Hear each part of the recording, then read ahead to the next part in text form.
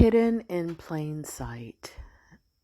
I never really understood that phrase, hidden in plain sight, until recently. And it kind of means that you overlook things that are right in front of your face because it just seems normal, and one of the first examples of that I guess I kind of had to come to grips with was maybe, I don't know, maybe 15 years ago. I hadn't thought about this TV show, which was one of my favorite TV shows when I was growing up, with the Dukes of Hazzard. And there was a Confederate flag on the top of the General Lee, which was the car that they used to ride around in. And even though it was right there in every episode, it was hidden in plain sight. And so it was so normalized, at least, among the people that I was around, that nobody even mentioned it or thought about what the significance of it was, or even discussed it. But then later, you know, it's like, how did we not think that there was a problem with that? Why didn't we say something? And it's kind of like when you had kind of the uproar about a lot of the monuments that were made to Confederate generals and soldiers and, leaders all throughout the South. They were put there for a reason. They were put there for intimidation. They were put there to kind of say, hey, nothing's really changed. This is still who, we believe in, and still what we believe in. And this is still what America means to us. And you didn't see an uproar happen about those in the mainstream news or media until maybe 4 or 5 years ago.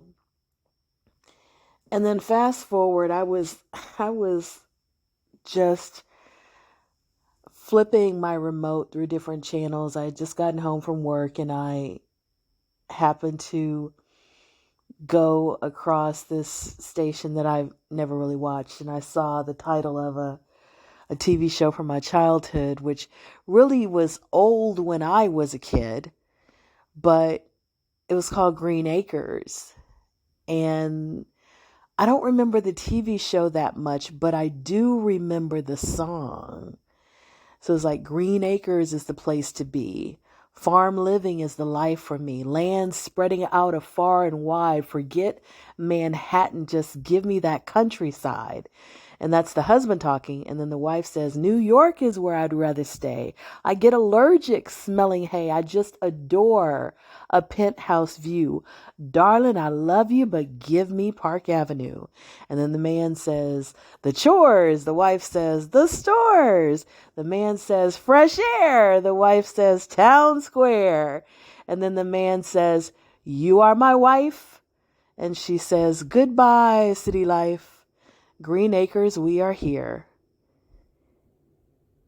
And that song sums up the expectation that when a woman got married, whatever was important to her no longer was as important to her as her marriage or her husband, and she was willing to give it all up for him, not to compromise, not to find some way to fit her interest in with his, not to be given some consideration, but no, it all's got to go.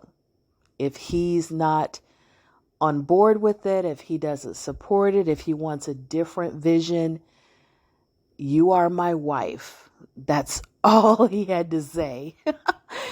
And her life as she knew it ends.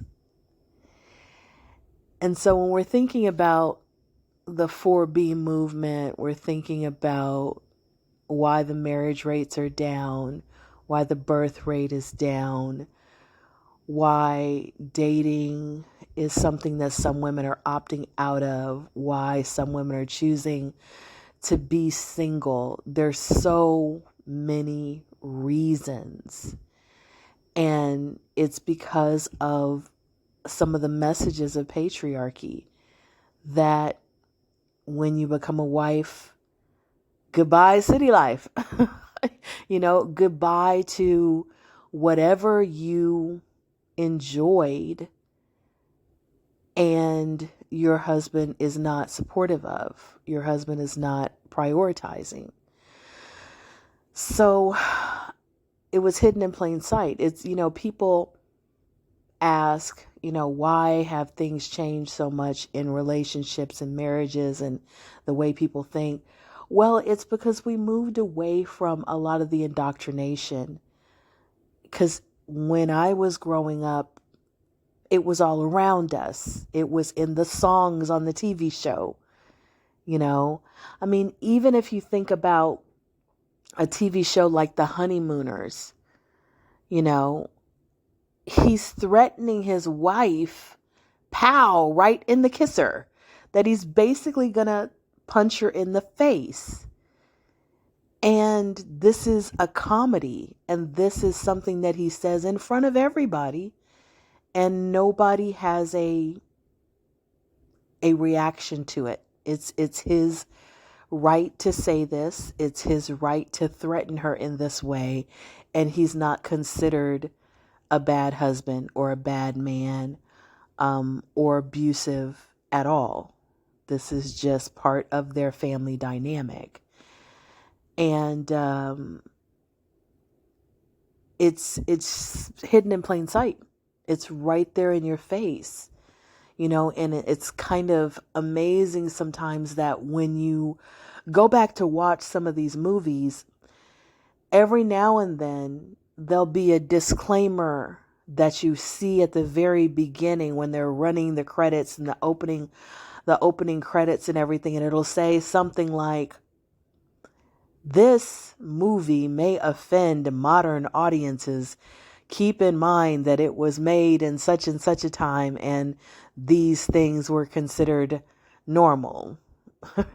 And that may not be exactly what it says, but you get the message because they understand that these attitudes and behaviors and sayings might be shocking to someone who didn't grow up with this experience. Some